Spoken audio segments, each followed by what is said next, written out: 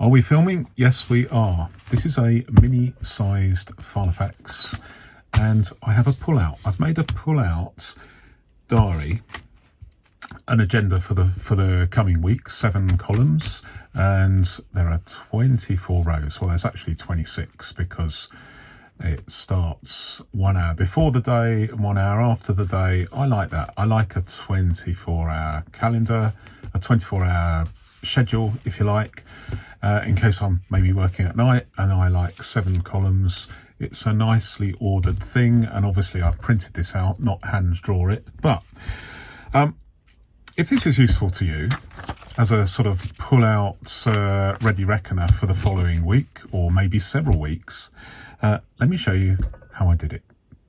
So I'm using Google Calendar, and I'm going to print this off. So I go to print, and then what I do is I switch to weekly, and then what I'm selecting is, even though this is an A4 printer, I'm actually selecting A5, and then I can choose how many of these I print. So I'm just going to do the following week, and then I select all day events because I want my printer to show the events.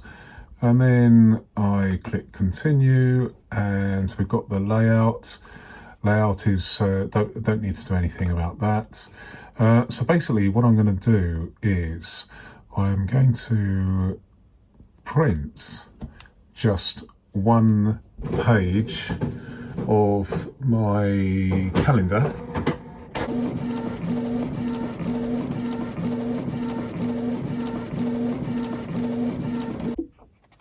Okay, so we have the printout, so A4 paper, but set to A5, and we're going to just change a few things.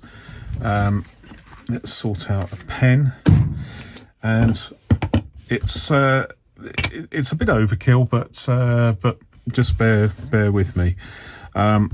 First of all, I need to just mark from experience. I need to just trim this ever so slightly by 0.5 millimeters.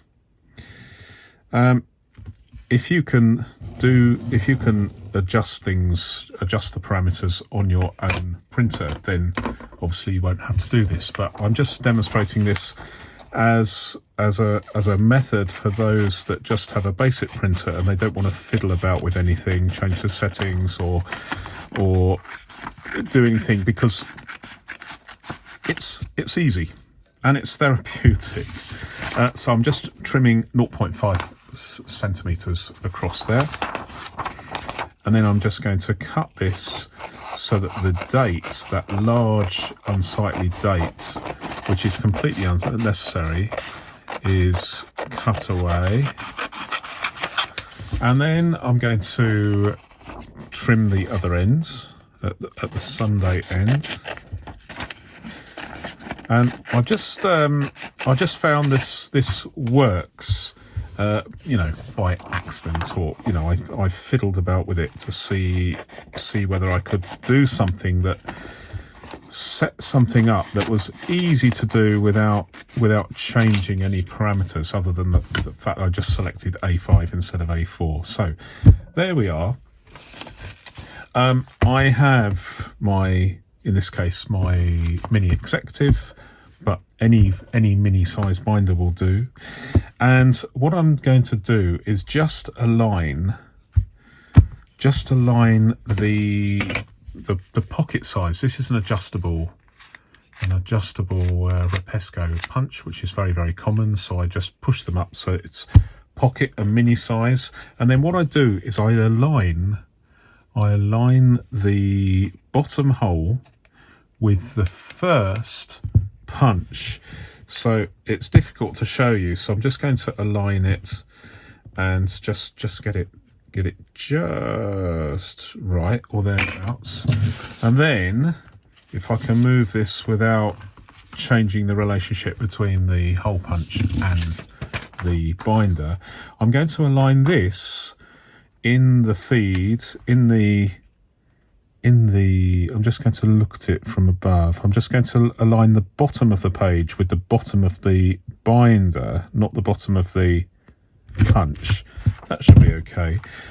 You can see that there is a slight differential between the top and the bottom. I do have my 5 holes for my mini size filofax, but I just do it so that effectively this is aligned at the bottom of the binder, because it's right at the back. It doesn't matter that it's obscuring the release mechanism for the hole punch. So I prefer that.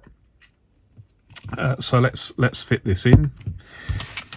And what I do is I put a few pages behind it just for the purposes which will be revealed shortly.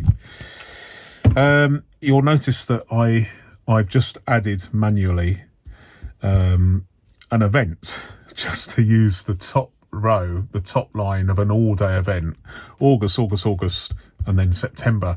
But to be honest, I don't really bother with that. I mean, I could quite easily just write August at the end of August and September there, but it's just for demonstration purposes. And then this is the thing. So I just make sure that the pages are aligned slightly, or as best I can. In fact, let me just turn it round like this. So what I'm trying to achieve is a fold in the right place. So using the other pages as a guide, that should be okay, I think. And then I fold it back on itself and align this end with the edge of the pages again. And that should be perfect. As you can see, it just lines up super duper. And then you can do it. Perfect.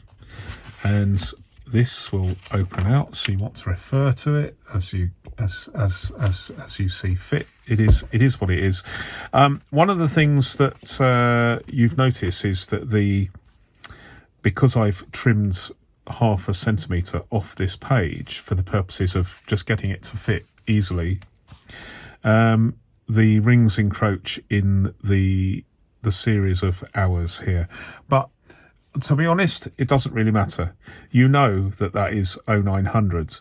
You know that's 0400s. Not that you're probably going to be working at 0400, but you might be. You know that's 1800s. So you can extrapolate the data that's missing in the punch. So that's no big deal.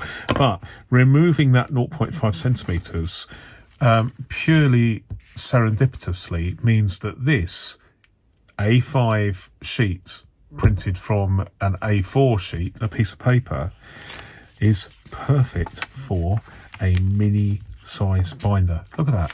Isn't that nice? So I'm probably going to use this because I'm moving house over the next few weeks. And although I have actually got a wall chart attached to, I've got a series of A4 sheets stuck to my fridge door at the moment. I quite like this as a ready reckoner. In fact, this, to be honest, if you've got a lot of projects going on, this is actually something that I might incorporate into my mini filofax system. I haven't experimented yet with personal size, but to be honest, I think this mini size with this fold out system is actually, for me, it's perfect. So it took 2 or 3 coffees to figure this out, but I quite like it. And as you saw earlier on in the video, the only change you have to make if you're using an A4 printer and the Apple Calendar app, which I know many of you, I'm sure, have access to, this actually works very, very well. Love it. Okay, thanks very much for watching. Until my next video. Oh, there we go. Until my next video. Goodbye.